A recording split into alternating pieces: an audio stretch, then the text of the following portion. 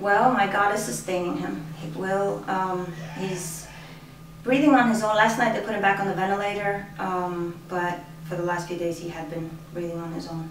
Some people have come to the hospital and we pray, and we get together and we remember things that William had done or how he touched their lives. And so I asked, I said, we can get together to pray. Sometimes I can't answer my phone when I'm in the hospital room. So I said, let me just go to Facebook, and I put that, anybody that wants to pray with me, and regardless of their denomination, can come. I wasn't expecting a lot of people, but all of a sudden 5 turned into 10 and hundreds, and apparently there's a lot of people coming.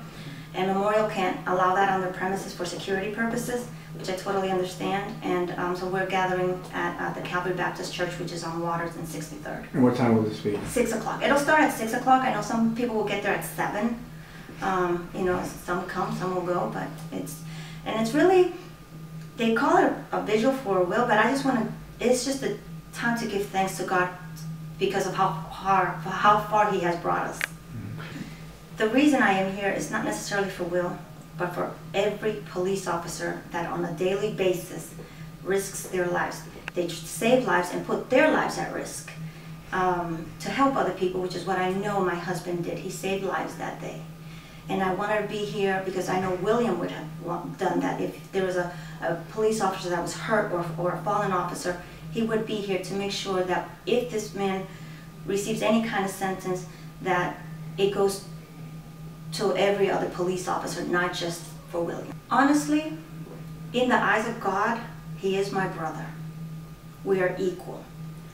I don't think God differentiates between a big sin and a small sin. A sin is a sin. And when we fail our brother, we're supposed to forgive. And I forgive him because in the eyes of the Lord, he is my brother, and I have forgiven him. I don't dwell on what he did. I focus on what God will do for my husband. However, in the eyes of man, by all definition, he is a criminal. And he needs to answer to man's law accordingly. My oldest son is in the Navy, and he had just come back from his first year deployment. He's 20 years old. He came Sunday, and this happened on Monday. So my 20-year-old has had to become a mother and a father and a brother and a friend to my 9-year-old. He takes him to school, and he basically does everything for him. But there's also my family, not my blood family, but the community here in Hinesville. So many, my FPCA family, I don't know how to thank them. People throughout the community have come to my house. My son says, Mom, somebody brought food over. I don't know who these people are. And I can only say thank you, not from just because you know me, I'm your friend, but as a mother, as a human being, I thank you, whoever it is that you are, bringing food to my home, to feed my children, to make sure that they're okay. I have a really good friend, her name is Becky.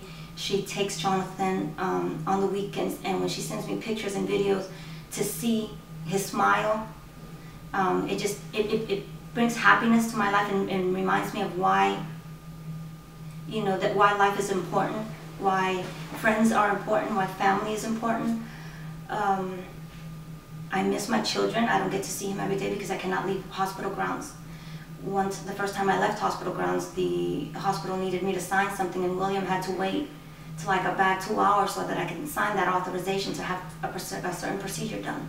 So I don't leave hospital grounds. I haven't left except for 3 days when I went that first day church, and now today. And I'm heading back over there today. The Georgia Port Authority has been, more than his employer. They're a family. They check up on me every single day. All my family is in different states: Boston, Connecticut, Florida. William's family is all in New York.